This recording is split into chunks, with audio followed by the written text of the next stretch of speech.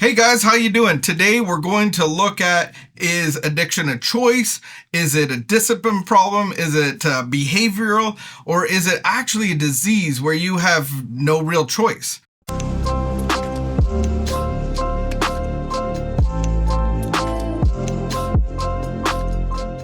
So guys, we have Eyob here. Hey. And I'm John. And today we're going to talk about, is addiction a choice or is it a disease? Yeah. We'd like to welcome you guys to our discussion on this complex and often very divisive debate topic of addiction. Is it a choice or a disease? And this is an important issue, I find. I've had many conversations this week with different people believing different things. So what we want to do is bring the science behind it maybe a little bit, and also your experience, because obviously you've been doing this work for decades. The arguments, I think, come usually out of experience. Mm-hmm. So we can add experience, we can add science, and try to get like a bigger picture of what's really happening. So I come with experience. I ran a rehab center. I have 18 years or 15 years of addiction myself, and then 18 years of recovery, and worked in addiction services for 10 years. So I've seen a lot of stuff going on and stuff that guys are just battling over and over. Why do some guys get it? Why do some guys don't? And then you got your home guy that's or girl that's trying to quit, that's ingesting these things, and maybe over COVID, people like had a lot more time and a lot more space. So drinking got exaggerated, maybe smoking weed got exaggerated, but welcome to the real world again. There's responsibility, there's deadlines, and you might actually have to go to an office now. Scary. So now we have these substances that are getting in the way. And so people are asking this question, is it a disease or is it just a behavioral problem? Do I have the choice? Do I have power over it? What can I do? So there are two things going on here. I believe that there is some people with a disease. There are some people that have gone to the depths of addiction that I've gone, that there is no cure for. There is absolutely nothing of human intervention that we can apply to my life to separate me from the things, the choices that I'm making that are killing me. There's nothing that can separate me from this mental thing that I keep choosing the same thing over and over. There's nothing that can intercept that. There's jail times, there's loss of licenses, there's loss of being able to see children, and loss of home and freedoms and all of those things. And if you put choice into my life and said, okay, for most part, you can choose what you're going to wear today, what you're going to eat, where you're going to sleep, what you're going to do today. But when it comes to drugs and alcohol, why don't you just make better choices? And that's where I want to just strangle some people, because if I could have made a better choice, I would have made a better choice. And maybe at the very beginning of choosing, maybe at the very beginning of my addiction, there was the ability to choose. There was the ability to tailor back, to do a little bit. But the one issue is, over the course of time, it got more progressive. And the inability for me to make a good choice was not there. That's profound. So explain this to me, because for years, I believed that we as humans have the agency and the ability to choose. Even from, let's say, a Christian perspective or theological framework, people often say, well, we have free will. So if, and when you look at somebody that's dealing with an addiction problem, generally, and this has been my paradigm, is I've always looked at it through the lens of behavior. I'm like, well, I was able to stop, so why can't you stop? You started to educate me on this disease model and start to have a different perspective on it. And maybe you can go a little deeper into this whole conception of, how is it that at one point you had the ability to choose, but then, as you've explained, along the way, you lose that agency. What's happening here? So let's just dissect it for a second. So it would be like saying there's a physical manifestation in somebody that eats peanut butter and they become anaphylactic. So there are people that can eat peanut butter as a kid. PB&J. Beautiful little snack for the parents. Simple, easy, white bread. Here you go. Cut it in triangles. Do you cut it in triangles or do you cut it in half? Cut it in half. Triangles. Come on. Like, are you serious? I just like... No. That's so wrong. We'll talk about that one in the next episode. Triangles are in half. So when you cut it in half, it's a nice light snack. And so there are people that can eat peanut butter when they're young, and when they get older into their teens, they start to have a physiological reaction that isn't like most people. We would call that an allergy. It's a manifestation physically that doesn't happen in most people, but it happens to certain people, and at a certain age, they can't do what they used to be able to do. And so that can be progressive as well. And so I know people that were fine and then they had some reactions and now they carry an EpiPen. So it's blue to the sky, orange to the thigh. That will intervene in this physiological issue that is abnormal, that doesn't happen in most people. So the same goes with alcohol, drugs, fill in the substance. It could be pornography. It could be online gambling. It could be social media, whatever it is. It might have not produced the effect at the beginning, but now it's starting to produce an effect of this craving for more, a compulsivity. So where I could limit my drinking at one point, a couple of years down the road, I couldn't really control it. And over the course of maybe 8 to 10 years, I really had very little control whether I could stop or not. So that's a physical problem. Yeah. Because it's fine to drink. It's fine to do a little bit of this and a little bit of that. No condemnation. But if I can't stop doing it, then that really causes trouble in my life. That causes trouble at work. That causes trouble in my home. It causes me to be a man without integrity because I'm not showing up where I need to show up. I'm missing birthday parties. I'm intoxicated more than I want to be. But the reality is, if I could make a choice to stop, I would have stopped. Because at some, weddings or workplace parties, those kind of things, I don't want to be slurring my words drunk. Like it's not a good presentation. So you have that side of it where there's a physical thing that's happening, but then I have a mental thing. So the physical thing is a moot point if the mental thing never happens. So the mental thing looks like this. It'll be different. I'll be able to drink like Joe. I'll be able to drink like that guy. I'll be able to have a little glass of wine it'll be different this time. I'll be able to choose. And so that is called a mental obsession. It's a delusion because if I've lost the choice to choose, I don't ever get it back. Wow. But I want to get it back, and that's the mental part. So basically, when I start, I can't stop. And when I stop, I keep on starting, even though I have massive reasons to choose not to ever drink again. Because if I looked at my 10-year history or 15, put it at 5-year history, my first 5 years, there was sufficient reasons that I should never drink again. Sufficient. Yeah. Why am I choosing to drink, or am I really choosing to drink? Wow, you're bringing up. I think here's the judgment that I hear often on the choice side, because that's my job to kind of bring that up, is that often people will say, oh, that's just a crutch. It's just an excuse because you're able to choose in other areas of your life.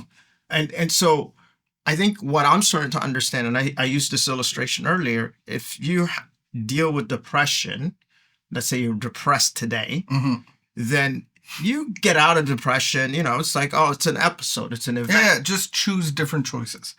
But exercise, eat differently. But if you've been clinically diagnosed as depressed, I can't tell the guy, and I've done this before, sadly enough, as a pastor, to just think better. Or just do these things. Just Implement do these things. Implement these behavioral things. And you can do it. You can start, pray this prayer and this and so forth, so on. And over the years, I noticed nothing changed. Actually, they got worse because now what I'm putting is shame on them because I'm telling them that they're the problem. And so when you explain this concept of the mental obsession, I've heard you say this, is that you can't stop, from drinking that first drink. Maybe expound a little bit on that, because there are some other people like scientists and stuff like that I think Dr. Carl Jung that looked at this issue, explain what they concluded on this idea that someone can actually stop. So you have this disease concept, this disease model from the early days of Alcoholics Anonymous. Okay. Before Alcoholics Anonymous, there were sanitariums. Okay. So if your loved one drank to excess and he couldn't ever stop, he could be deemed as a menace to society. Okay. You're a harm to yourself and others, and they would lock you up in a sanitarium. My grandpa personally was locked up for 5 years. And he was a decorated World War II vet. And so he made great choices, but when it came to drinking, he had no power to choose. And so Dr.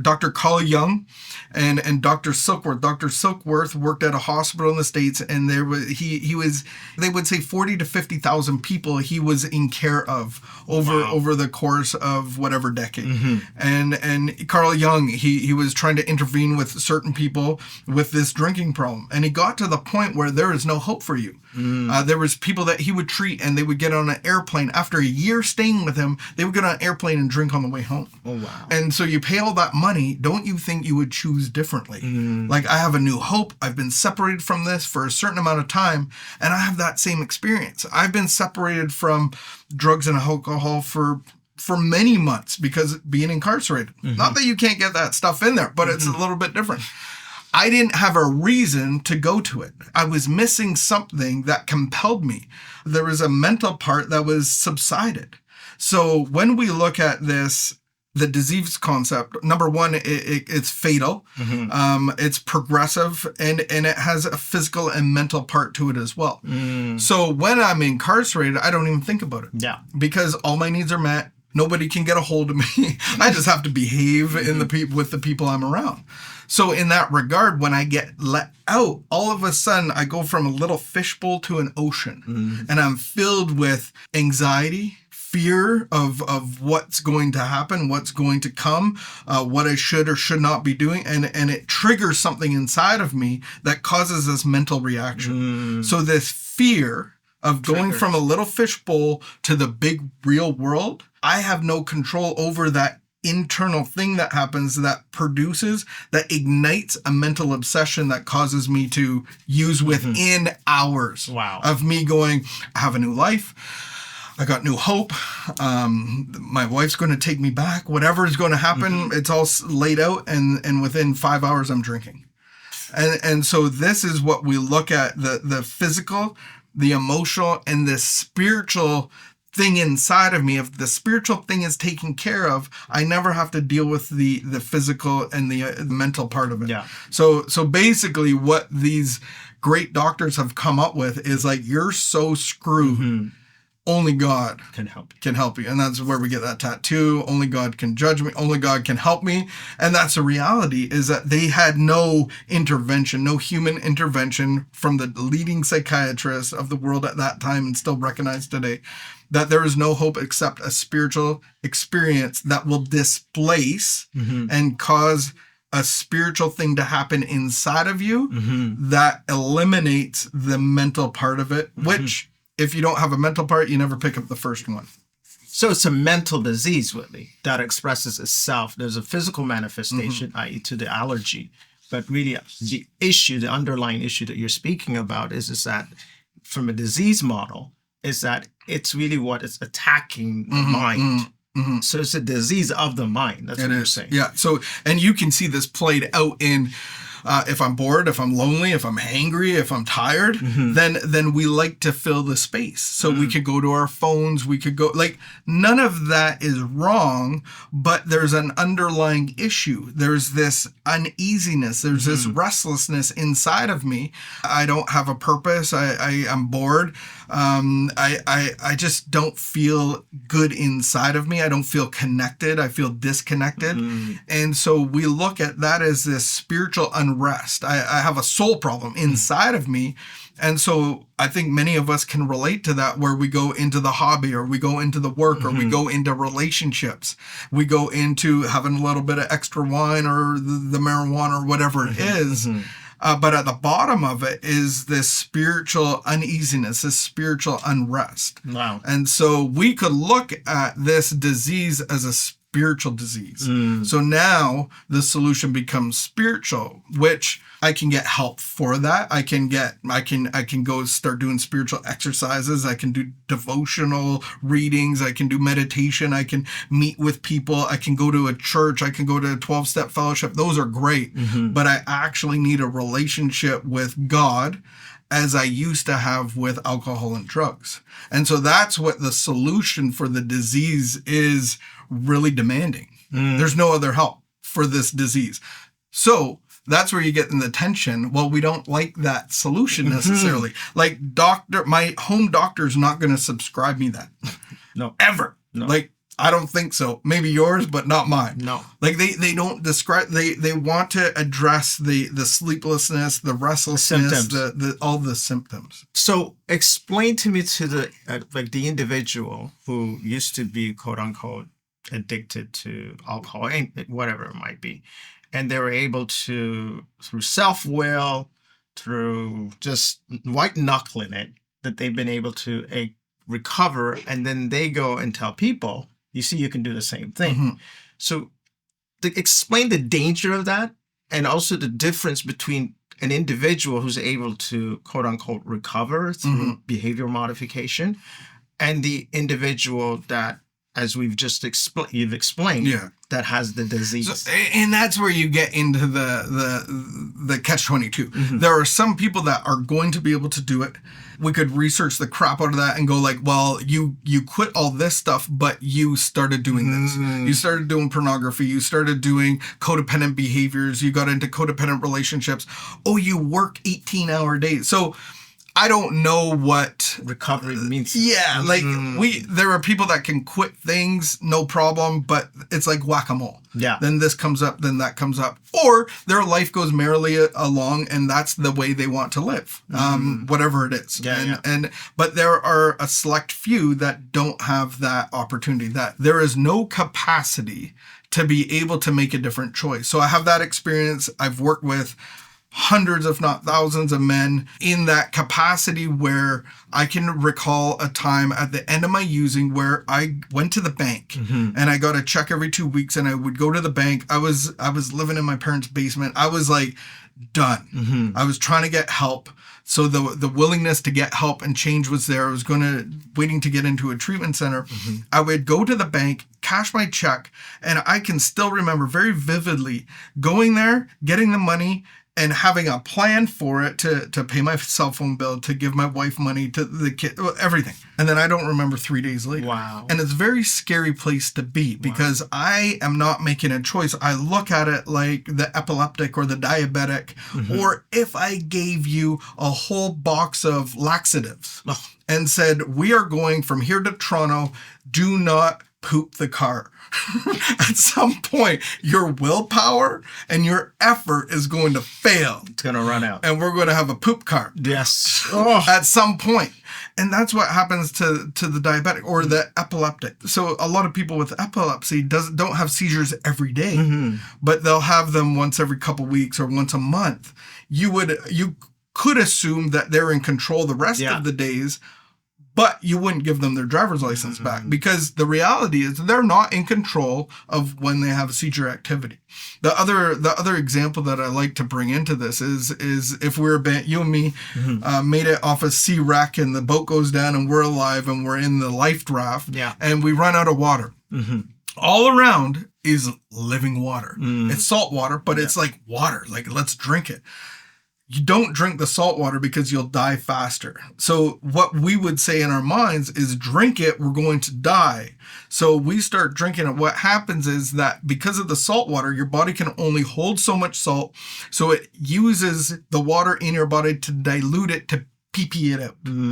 So you will dehydrate way faster drinking salt water, because there's a biological thing, physiological thing happening, that your brain is saying, I need to drink more water. And so you're going to drink more water, and it's actually killing you. So inside of me, when I drink alcohol or put certain chemicals into my body can't break it down properly, and it's compulsing me to drink more. Wow. And so it's kind of like when I drink a beer, it should be thirst quenching. And then I drink 3 and I keep getting more thirsty. And so as I progress, I'm at 5, I'm at 8, and I'm getting more thirsty. I'm getting more frantic. And I've had experiences where I've had a few drinks with my wife and it's 10 o'clock and she's like, oh, I'm getting tired. I start to get panicked, almost like you're cutting off my air supply.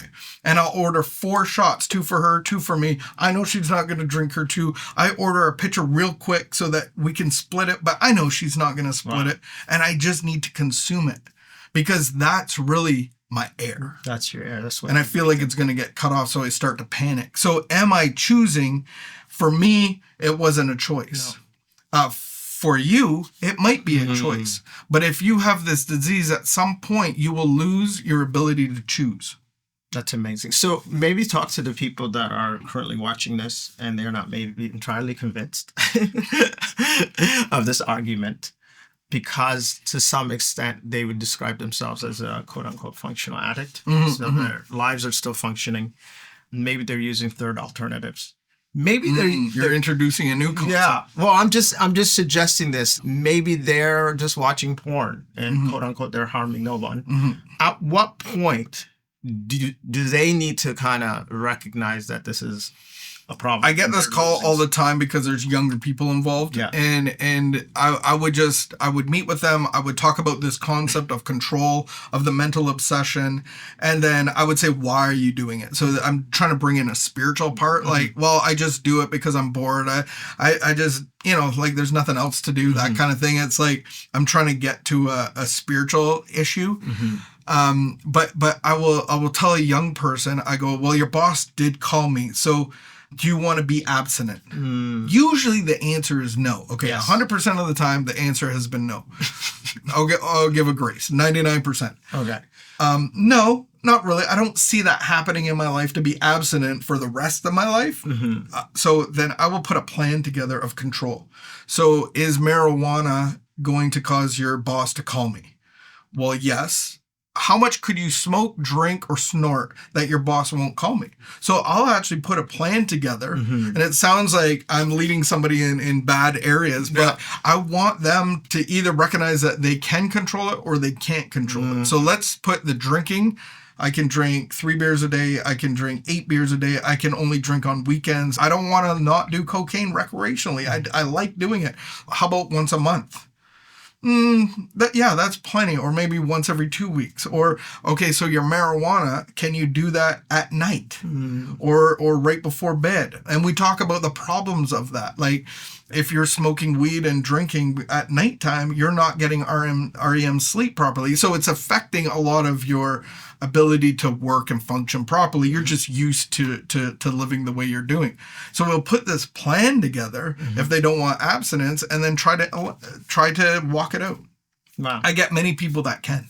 And I get many people that say, this is a horrible thing in my life now. I didn't see it before, but now I do. And their boss has never called me. Wow. Or their boss will call me and go, I don't know what you did to that guy, but wow, like it worked. Or I'll get a call 3 or 5 years down the road going, hey, remember our conversation? I'm just circling back. Wow. It's not going well.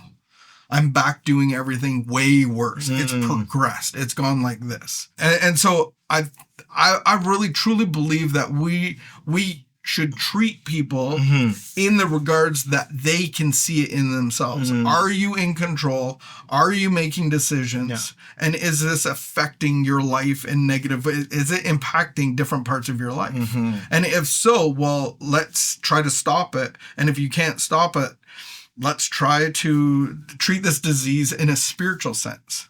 Wow. This has been an incredibly profound conversation. It's been a rich discussion. I think what we can elicit, I like that word, elicit, because it elicits drugs, what we can extract from this conversation is that at the outset of anything, you do have agency in the sense that you have choice. But at some point, as the disease progresses, you lose all self-agency. And I think for all of us, whether we have family members that are dealing with drug addiction or any type of addiction, or we ourselves are dealing with addiction, you need help. that you need to go talk to somebody that's outside of your world, that sees your blind spots, that can help you, because what you're stating is that most of us are actually unaware that we have a problem. That's true. And so that's where the issue lies, is that if I'm unaware and the blind leading the blind, it's like, well, I don't have a problem. So you have this incredible tool that you've developed. It's LifeLab. Diagnostics, LifeLab diagnostics. Yeah. And explain quickly to people what the LifeLab diagnostic is. We don't even talk about the spiritual problem. We don't even talk about addiction, but it leads somebody in 4 10-minute videos with questions at the end that you could do with a leader in your life, or you could do it by yourself. And it just reflects the condition of your heart, kind of like going to the mechanic and you got all these lights on and the mechanic plugs in the mod into your car and it can see like what's the real problem, because so many times you don't see what's under the hood. So this is reflective and illustrative and just walks you into going, do I have a problem? Yeah. Am I holding on to stuff, or is stuff holding on to me? So many times we think that we're holding on to something that we could let go of. Yeah. But the reality is it's got me right around the neck and I think I'm holding on to it, but it's actually holding on to me. Wow. So it just walks you through that. There's no like shame and condemnation. Yeah. But I want to offer people an opportunity to become better, to become well, and stop walking in isolation and the delusion that they don't have a problem, because 10 years could go by like this and you've missed time with your kids and employment opportunities and just purpose in your life. Yeah. Well, thank you, Dr. Jon. I'm officially going to elevate you to Professor Eyob. Professor. But I think one of the things I've learned from you, and just having the opportunity to walk through my recovery journey, is that I've realized recovery is not a destination. It's a way of life. And that is had a profound effect in not only in my personal life, but also, obviously in the people that I'm engaged with, interact with, because now I can be healthy. And if I'm healthy, then my relationships by default become healthy. And so this is really important for people to understand that no one's judging you here. There is different paths, I think, to recovery often too. And some people just think like, okay, you always say that the 12th step is like the bridge. It's a framework. It's a framework that helps people, and it can be applied in so many areas of our lives. I realized that the 12 steps is so rich, because that first step, which is acknowledging maybe that's our next video. We just talk about the solution outlined by the early forerunners. That's brilliant.